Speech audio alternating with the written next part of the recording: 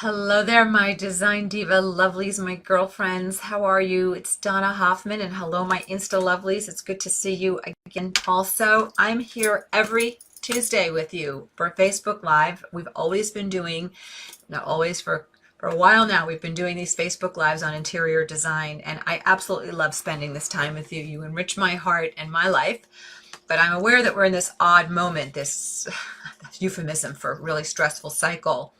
So I want to come out every week still to see you, but I always want to check in first to see how you are and if you still want me to talk about design. For those of you who are joining for the first time, I'm Donna Hoffman, and they call me the interior design advocate because I'm one of the nation's leading coaches in interior design for design lovers like you all across the country and beyond.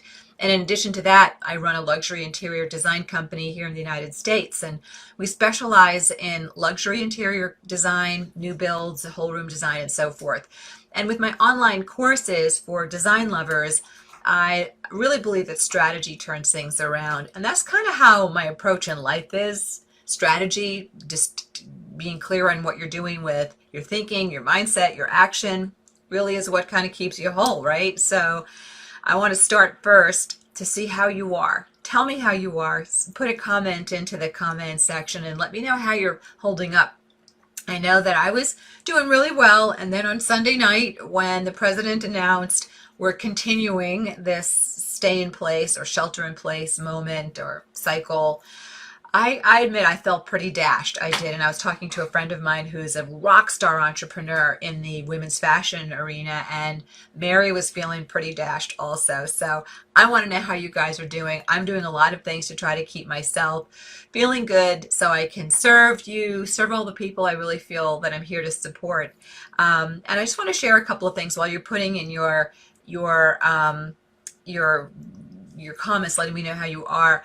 I know last couple of times we've been together, we talked about how important it is to be careful where you dwell, right? The facts are the facts, but then you've got to decide what you want to make those facts mean. And it's your thinking about those facts that can make you even more stressed. So we talked about being careful where you dwell in thought. We talked about making sure that for every hour of news that you watch, make sure you're doing something else to put something else into your system, because chances are really good that if you're attracted to me and my work here, I got yelled at to silence my phone, and meanwhile, he who shall remain nameless, the gentleman playing the part of Katie, his phone's going off. But anyway, the importance of keeping yourself in clarity if you are a sensitive person. And I was starting to say that if you are attracted to these Facebook Lives, if you're attracted to interior design, if you've been studying with me, chances are pretty good that you're either an HSP, a highly sensitive person, or more extreme on that, beyond that spectrum would be an empath. These are people who just feel the current of life a little bit more, right? These are the people who you can watch the news on a good day and it can make you sad, or you feel everybody else's energy, you feel everybody else's mood. Perhaps you've been told at some point in your life, hey, you're too sensitive. If that's who you are, taking care of yourself right now is so important so that you can keep moving forward as we come out of this, and we will. And so, because every week I've been sharing with you a great device that you can use, I wanted to share with you a great journaling technique that I discovered a couple of years ago, and it's wonderful. And I don't have a relationship with this company, but I want to tell you about the 5-minute journal. Do you know about this? This is a great little device, and I think it's about like 25 bucks or so. But it takes a couple minutes in the morning, a couple minutes at night. On every page, it starts out with some sort of inspirational quote. It could be a thought leader. Sometimes they're spiritual quotes. Sometimes, very rarely are they biblical, but sometimes more of like a spiritual teacher kind of something, or just a great poet or just somebody brilliant. And then in the top section, you write in 3 things that you're grateful for. So it puts you right in the present, even focusing in on those tiny, tiny things that are really working in your life right now. Then the next section is what would make today great. Maybe you are working from home and maybe getting something done, or spending time with your friends online, or spending time with your children. I don't know. 3 things that would make today great. And then some sort of affirmation. And then at night, you go back in the darker section and you plug in 3 amazing things that happened today. And then how could I have made today better? And it's never to be stated in terms of criticizing yourself, to put yourself down so you know, feel contracted and feel bad about yourself. It's to say, hey, what could I have done better? What can I do better next time? So it's always done with this perspective of gentleness. I've done the 5-minute journal where I've even taken out a book of maybe spiritual reading that I was working on, and I might read that a little bit instead of just the opening quote. If you're a Bible reader, you might want to incorporate something like this into, you know, that daily practice. So it's called the 5-minute journal. And yeah, you can do those techniques without this book and just do it on your own. But the nice thing about this book is it keeps you honest. It keeps you moving forward and moving in the task. And if you're somebody who says, I don't have time to meditate, I don't have time to do things, it's the 5-minute journal. And when I've gifted this to friends, they've really loved it. It's been a great device. So if you're moving through COVID-19 right now, I pray that you and your family are healthy. I hope that you are healthy and safe. And I hope inside you're feeling intact as well. So I want to see how you are. If you still want me to teach about design, I will. Today's topic was why designers love and hate pillows and accessories. But let me just see how you are. Okay, so people are giving me waves and hellos on Instagram. Ruth is saying she's happy I'm here. I'm happy that you're here, my Ruth. And Sally is saying, yes, please talk design. We need a normal routine. Great. So happy to see you here. Susan is saying, I'm glad, Susan. I'm glad to be here for you. Amy's saying hi. Shelly's saying she's doing fine in Stone Mountain, binge watching Grace and Frankie. Oh, how is that? I started that and I abandoned it. I should get back to that. Those two are hilarious together. It's Lily Tomlin and Jane Fonda. Let me know how you guys are liking that, if anybody else is watching that along with Jelly at a safe social distance. Sherry's saying hi from California. Jill Kinney is here. Karen is saying hi from Minnesota. Pam got her book today that we talked about last week called The Power of Now. Oh, Pam, get out a highlighter. That book is great. The Power of Now, Eckhart Tolle. It's a goodie, especially if you're an empath, especially if you're a sensitive. It's a goodie. More hellos coming in from Arizona. Willette's happy to be here and she that she could be here today. Okay, getting a lot of hellos. Yes, please teach design. More hellos. All's well. Okay, so people are good. People are good. And Sharon wants to know why designers love and hate pillows. Okay, good. I'm getting more hellos. Okay, why do professional designers... First of all, you girls are rock stars. You are. I'm telling you, you're a powerhouse group. The fact that we're in this tough moment and you want to keep talking about beauty and design, I love it. I love it, and I love being here for you. So designers have a love-hate relationship with pillows and accessories, custom pillows and accessories. Why? Well, the love part is that pillows are massively powerful to impact the way any room looks or feels. They're huge devices. They move color through a space, or they place color in a space. They stop the eye, or they lead the eye. They move pattern. They create rhythm. There is so much you do with pillows in a space. That's amazing and powerful. Why do designers hate custom pillows? What's the hate part? Well, in the custom pillow world, you've got one vendor that's supplying the insert, whether it's down, a blend, or poly, right? The insert. Then there's another vendor that's supplying the face fabric. But what if you're doing a contrast cord or a contrast fabric at the welt? That's another vendor. And what if you're also then going to add some sort of, I don't know, taped inset? That's another vendor. So now you've got 3 vendors, possibly even 4 vendors if you're getting totally jiggy with this pillow. 4 different vendors with shipping costs and paperwork and purchase orders, all for one little itty bitty pillow, or maybe 2 18-inch or 20-inch pillows. It's a lot of hands and paperwork and a lot of tumult and a lot of cost just in the making of this pillow. So who gets really upset about the cost of these pillows? Clients. Clients look at pillows, custom pillow quotes, and they just want to have, they just want to have somebody give them an ice cream cone instead, right? So designers tend to look at these as high effort, not a lot of happy making for clients on the cost side. And most designers that I know, our company included, We don't step on those pillows very much. We just want to get them out to the client. So your team is kind of working at 4 cents an hour, but you just want to get that pillow in that space because you know it's going to be amazing. So that's the love-hate portion of pillows. But why am I lumping pillows in with accessories? Because pillows are an accessory. It's called soft goods. So what's the love-hate relationship designers have with accessories? Well, the love part, and by the way, if you have accessory questions that you're stuck on, you can put them in or add them here on Insta. But the love part of accessories is they're power tools in design. Oh my gosh. I don't care what a family, a man, a woman, a couple, a client, a DIYer, I don't care what you spent on the furniture in a room. If you haven't accessorized that space is going to look cold, undone.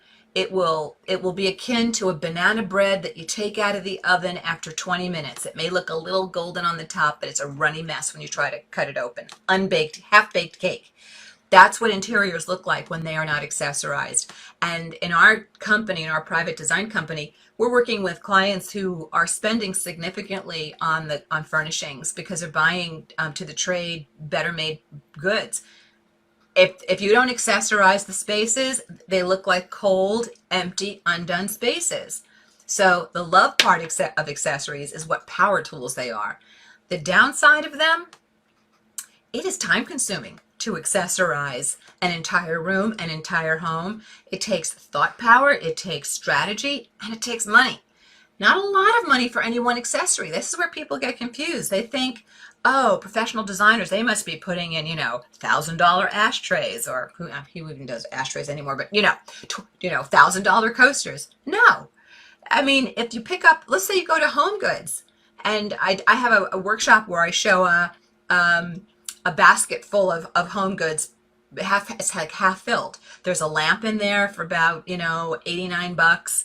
Couple of accessories at like $49 each. Okay, now we're $189. Couple of other accessories for about $30 each. We are $250 before you've even accessorized the entire room. And if you have a bookcase in that room, bookcases suck up accessories. They gobble them up. So in one room, you can have, a dozen and a half easily accessories. If you're an uber minimalist, maybe 8 to 10. In a bookcase, you could have dozens and dozens of accessories. So protecting dollars in a budget called a line item for accessories, mission critical to do. And so talk about not making clients happy, which is why designers aren't happy with accessories. When I present a budget to a client and they go, what do you want me to protect for accessories? Were you taking me to like the gold mines in I don't know where? No, just talking about the amount of accessories we're going to need for the bookcase in your study and the bookcase in some other room, and then the rest of the house, or these 3 rooms that we're doing, or these 10 rooms, or these 5 rooms that we're doing. It adds up. But here's the thing.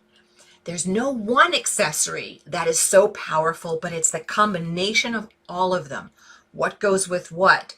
Mixing materials. What materials do you need? What colors, what shapes do you need? That's strategy. And when you do it right, you can do amazing things without spending a lot of money in any one room. It adds up room to room to room. And no, you can't accessorize an entire room for $50, not even at Home Goods. So strategy is everything in design. If you spent any time with me, that's my I preach that, week after week. But the amazing thing about accessory strategy, I know of no other lowest hanging fruit tool and best priced tool that you can use to transform a room, to give a room a whole new vibe, to create a design style in a room. If you have a fairly neutral room and you accessorize it a little bit more in a boho style than you do in a Cali casual style, you can really change the vibe of a space using accessories. If you'd like to learn more about this, I posted a link for a great free workshop I have about accessorization. And at the end of that, I talk about an amazing online course I have all about creating perfect rooms with accessories. It's called Design CPR, Creating Perfect Rooms with Accessories. Accessories are power tools. They are. In fact, I'm working on another workshop just on this very topic, because I think it's such a great empowering thing for design lovers to be able to harness that power. And certainly a lot of us are working from home right now. If you are staring at rooms that you don't love or don't love a lot, the great thing about accessories, when you have good strategy, you can rework with so much that you already have. But when you're strategically moving it through the space, strategically combining things, maybe switching things between rooms, I teach all of that. Oh my gosh, what you can do compared to refurnishing, starting over, it's big. Accessories are big. Okay, so let me see if there's some questions about accessories. If you have questions, I've got answers. I'm happy to answer any question you have, provided that I don't need to look at a picture to be able to answer you well. I will be happy to take your question. Okay, so let's see if there are questions. So Joe is saying, first time being here to join. Love it, Joe. It's so good to have you here. Okay, Kay is saying that these design Facebook Lives are part of her new normal. I'm glad we're here for you, Kay. That's good. Jan is saying hello. I'm getting hearts on all this. This is good. You guys, you have no idea what a joy you put in my life. You do. So Willette is saying that she's glad I got her name right. Willette, I had a wacky maiden name growing up. I was so used to teachers never being able to say it. So I try to get people's names right. I don't know if I always do it, but I try. Robin saying first time she's here. So happy to have you, Robin. I'm glad. More hellos. Lots of highs from Erica, Mary Ellen, from Linda. Okay. So Susan is saying that she loves my programs. I'm so glad, Susan. That's awesome. And Susan is a window treatment workroom. Kim from Superior Interior Window Treatment said that she loves my program. We do have a lot of professional designers that purchase my online courses. I've created them for you. I've created them for design lovers working on your own home. But for some weird reason, I am really good at taking very nebulous, creative information, and I teach it really well, probably because I'm very right brain and left brain. So I love teaching design. Is that okay for me to say I love the way I teach design? And I do, because I see it does amazing things for my students, and I love that designers are taking my courses too. So that's great. Thank you. All right, so I'm not seeing any questions. Corinne loves this topic. Jennifer is excited about the new course. It's not a new course, Jen. It's a new workshop, but it's pretty great. It's pretty cool. I just have to get it out to you guys. We're working slow because I've got so much to do on the design side of the business. So, Kim said that Susan invited her to watch this Facebook Live. She's hooked. Kim, I love it. We are addictive, but we're not fattening, so that's good. Okay, Sharon said, Donna, on a sideboard. Hallelujah, we've got a question. All right. I do love all the loving comments, though, so I'm just teasing you. But here's a question from Sharon. Donna, on a sideboard, I have 2 buffet lamps. What are some good options for the middle? Flowers, books? Ooh, no books.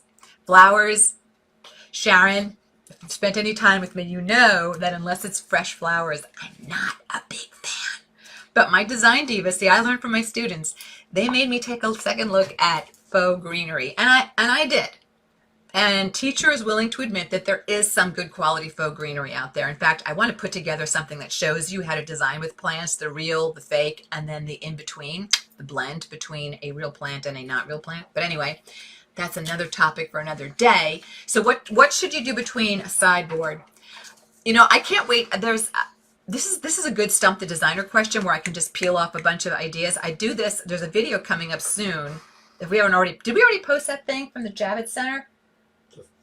Yeah, I think we did something that was a Stump the Designer where it was like, how many things can you do with this accessory? And I just went boom, boom, boom, boom, boom. And Katie gave me a minute. So here we go. What can you do in a sideboard? You've got your 2 lamps. Okay. In the center, you can have some sort of footed bowl filled with something. It can be filled with moss balls. It can be filled with big marble orbs or glass orbs or whatever. You can have an asymmetrical something where you've got lamp, and then next to it you have maybe an urn and something else low, and then the other lamp empty. You can do some stacked artwork. Let's say you've got these 2 lamps and a mirror behind. You can take a small piece of artwork and just sort of not wedge it, but lean it against the mirror behind one of your lamps. So your lamp is kind of slightly in front of this thing. One of the things I teach in Design CPR is how to create good looking vignettes so that you can do symmetrical setups and asymmetrical setups. And when you have these buffet lamps, you've got two choices. You can go symmetrically if that's who you are in design, but you can keep breaking that symmetry because the lamps are already creating symmetry for you. So you can kind of, like a jazz musician, riff around there. The thing for you to remember, Sharon, is that watch, if your lamp height is here, you don't want a bunch of little itty bitty accessories. You should have something maybe that is approaching that height, and then something that then fills in some of that kind of midpoint area. Accessories come in different sizes, right? They're small, medium, large, extra large.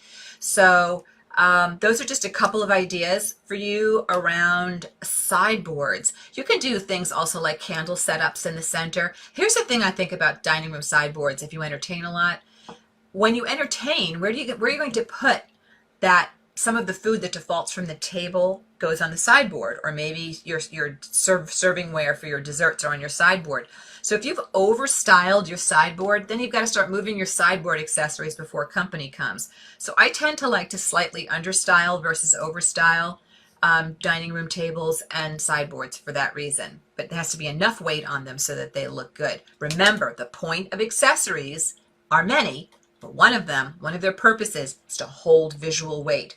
So there it is, Sharon. I hope that helps you. And Sharon, when you're doing your sideboard setup, stand back, take a picture of it, and then look at it on your phone, because you'll see things in a picture, guys, of your design work that you won't necessarily see when you're in the room and you're working with it over and over again. Hope that helps you, my Sharon. Okay, so here's a question from Insta. MS Dion for real. I like that handle. Did I not say that right? Liz. Oh, Ms. Dion for real. Sorry, I'm getting corrected. Sorry. How do you warm decor that's gone too glam? Oh, this is such a good question. Such a good question. So materials, which is, you guys hear the word materials, you think I'm saying fabric. I'm not. Fabric is fabric. Materials are what something is made of. And something I go into much greater depth in inside the course, Design CPR, Creating Perfect Rooms, is that all materials have a pro and a con, a benefit, and they have an action and they have a drawback. So for example, glass is beautiful to add a little, like glass, crystal, or just glass. It adds shine, it adds an iciness, it adds a freshness, it's very clean. The downside, from far away, it fades. Not great in a bookcase. And too much of it in a space can make a space feel icy, too glammy, right? So what are the things that you have in your space, Ms. Dean, for real? I want you to take a picture of your space and analyze it. And I want you to analyze your materials. How much stone do you have in there? How much glass do you have in there? How much shine do you have in there? How much glitter? You know, you're doing a lot of shiny metals. There's a really fun Instagrammer. Her look is very icy. Everything is tufted in her home. Everything's icy. Everything's glammy, and it starts to feel very cold.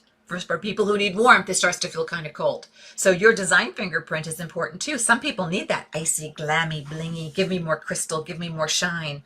But if you are in a moment where you feel like it's too glammy, it's too shiny and icy, I start looking at some of those materials that you can add to add more of a bottom, maybe certain types of metals, brush finishes, so everything isn't a shine.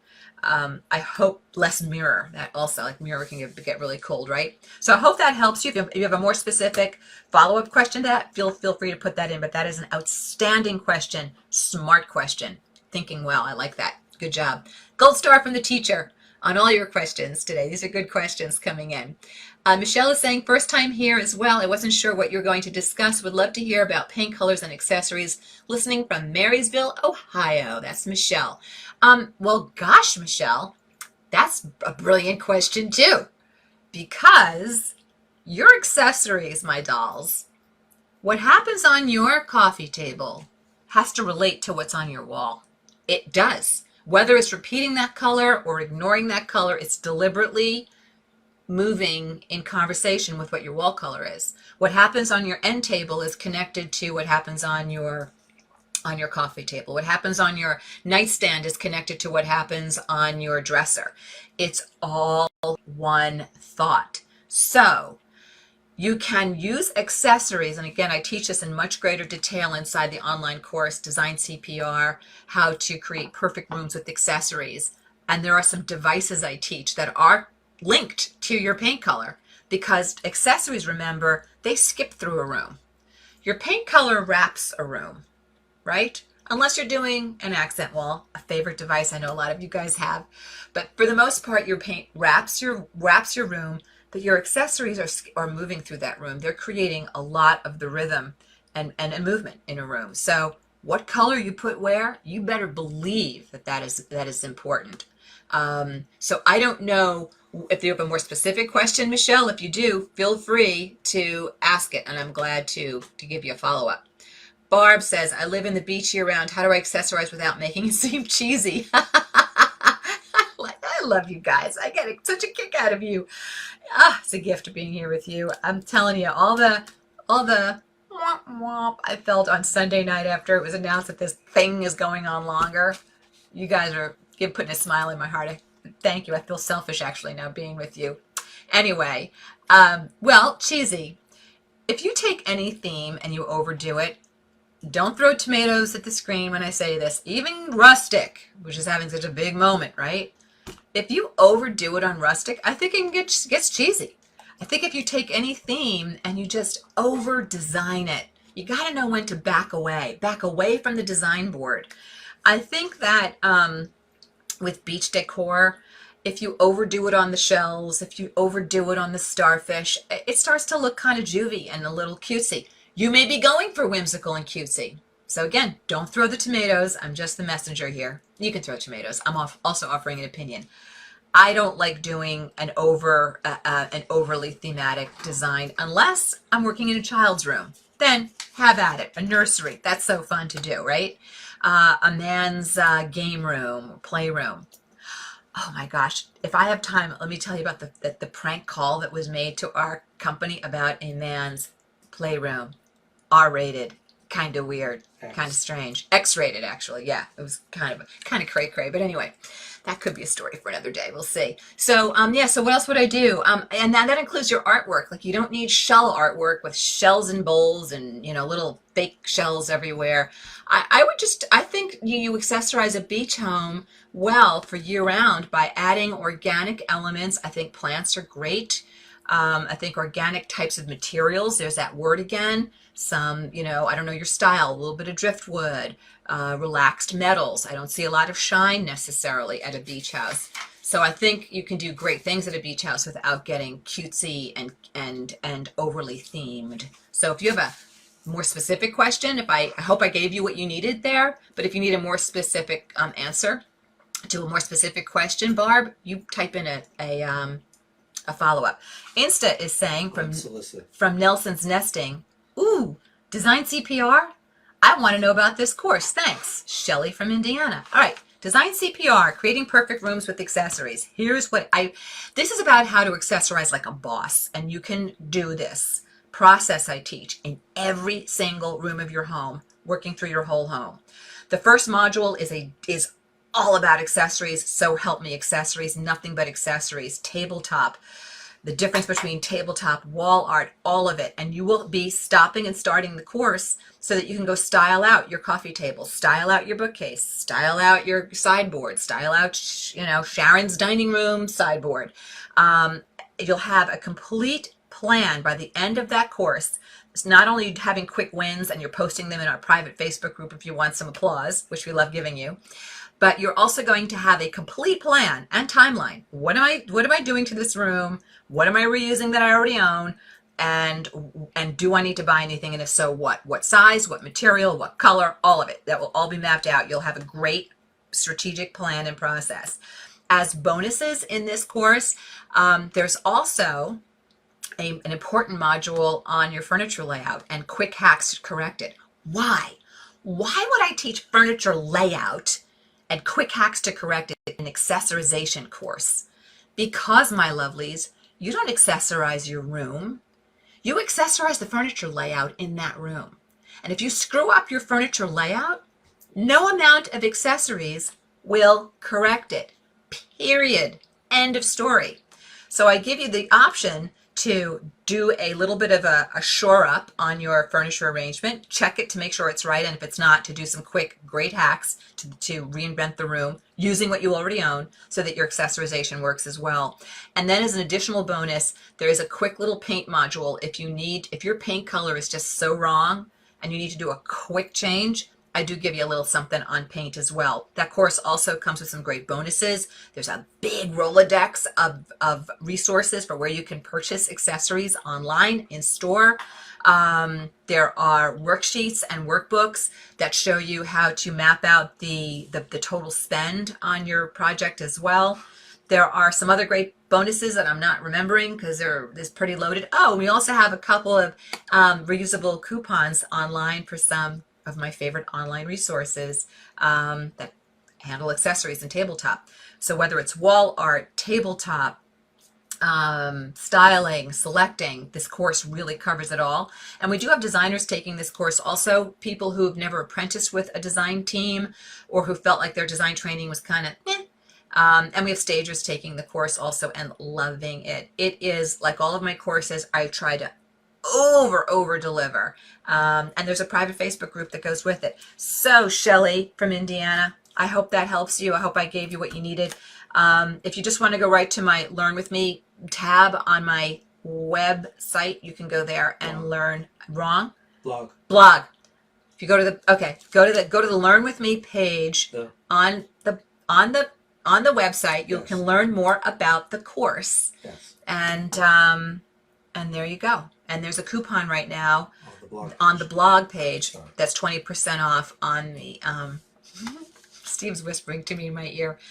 That's why I'm laughing, because I'm talking to you, hearing him. When I was a QVC show host, you had to just keep talking and they were talking constantly in your ear. I had good practice growing up in a big loud family. So I was good at doing that. 3 conversations at once, talking, the mouth is doing this, the ears are hearing that. So I hope that helped you. Barb is, okay, Val, we didn't do Val's question. Barb's question we did. Val is saying, upper walls in the dining room are the color of my scarf. I want to carry that blue into the living room and kitchen. How do I not overdo it? I would jump it with accessories, I think, if that's what you're asking me. It doesn't take a lot. I would love to see what these rooms look like, Val, and I don't know if you're in one of our private groups. If you're one of my students, you're in a private group of ours, and then you can post pictures. But I don't think it takes a lot of an accessory to pop a color in the way Val wants to. She's trying to get the eye to go from here to here to here, right? So think about the scale of the items that you're using, Val.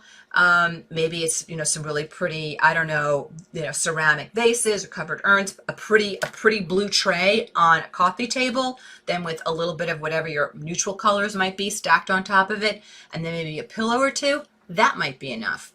It's not about repainting the other spaces in that color, right? It's about moving it. And I love that you're thinking this way to do this. Kitty from Instagram is saying, have you found a good low VOC paint that really gives a great finish? I tend to use a lot of the Sherwin product and a lot of the Ben Moore product. I think they both have good VOC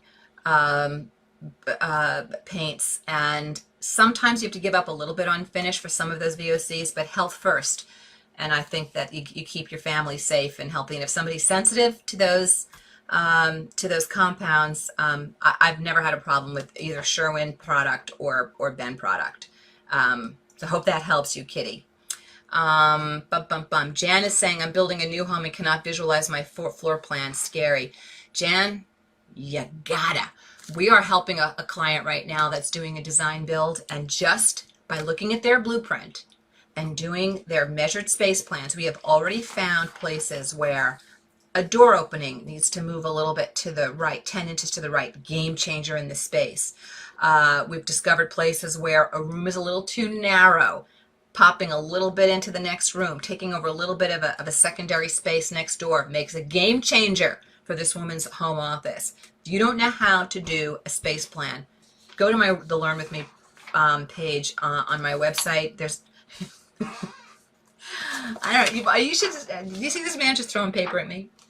Steve's throwing paper at me. Oh, it's on the desk. Okay, he's telling me we're running out of time. Okay, I got to move it along here. You'll learn how, I teach in my Decorating Genius course, I teach you how to do space plans, whether you want to draw them by hand or use an online tool. You gotta do measured space plans. If you're building new, how else are you going to know what furniture you can take with you from your current residence that will work? Don't guesswork design. That is how you blow bucks. Better to do it right, start at the beginning, and I know space plans is not the sexy, pretty part of design, but it's so, so important.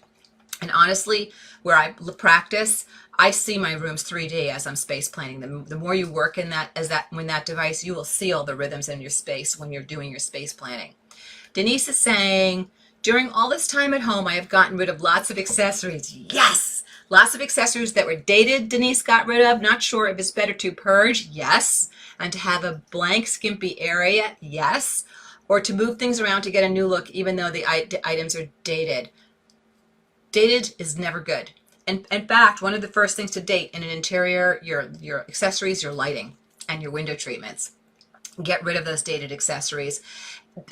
We learned in design school, this wacky teacher we had always said, nothing is better than something bad, and I really agree with that. So Denise, I bless it. I'm bowing to you and honoring the fact that you had the nerve to just get rid of that dated item. And now you've got a blank slate. You can start working afresh from there. You'll get a much better result.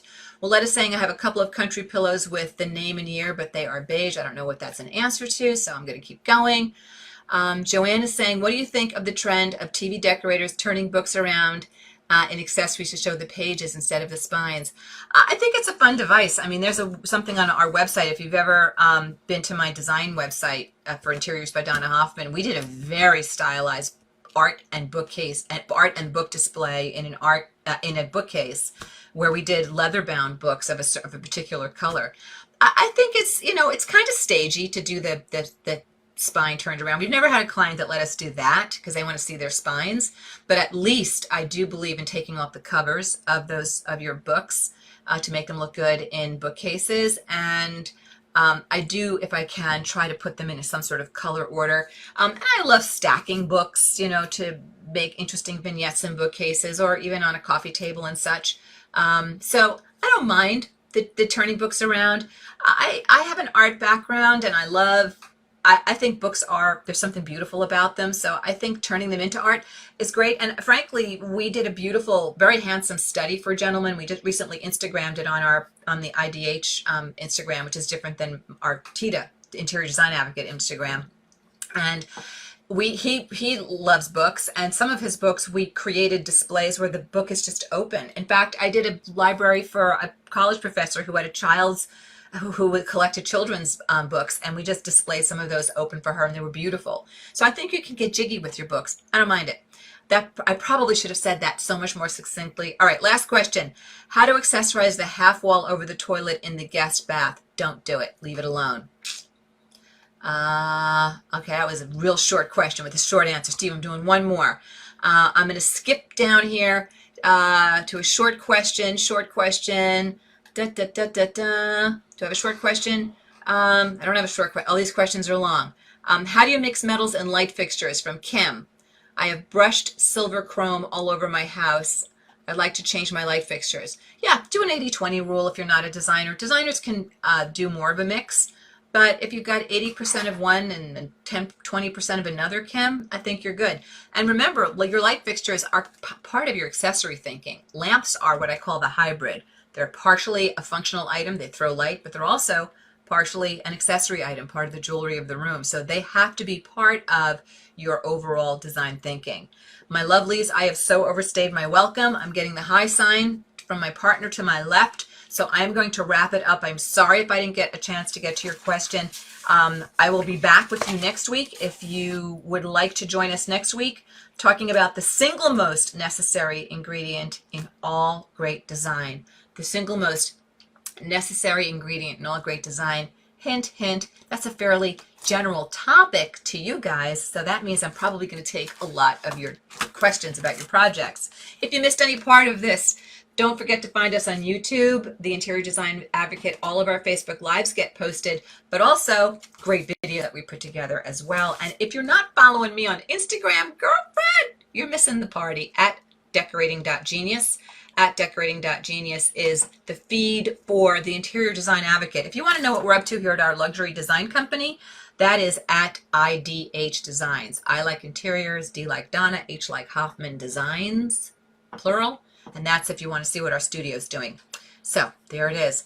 Guys, girls, lovelies, design divas, thank you so much for this time with you. I love being with you guys. It is just the only sad thing for me in being with you guys is that I can't see you in person and hug you in person and have a little cup of coffee with you or a little glass of Prosecco once 5 o'clock rolls around here on the East Coast. So anyway, please stay safe and healthy during this trying time. Please do everything you can to keep your constitution supported, your soul feeling good, your mindset positive. Hopeless and helpless is never a good place for any of us to be. What can you create from that perspective? So if you can, stay centered, stay detached if you can, and do what you need to feel clear and stay attached to the knowledge that all difficult cycles eventually end. They do. And we will move on through this. And in the meantime, I love having you in my life as we get through this cycle as well. All right, girls and guys, mostly girls, girlfriends, I'll see you next week, 4 p.m. Eastern. Thanks so much. Bye-bye. Hi, this is Donna. Thanks so much for watching. And if you like this video, please hit the like button and comment below so I know what you think. And don't forget to subscribe to the Interior Design Advocates channel so you don't miss any of our great content.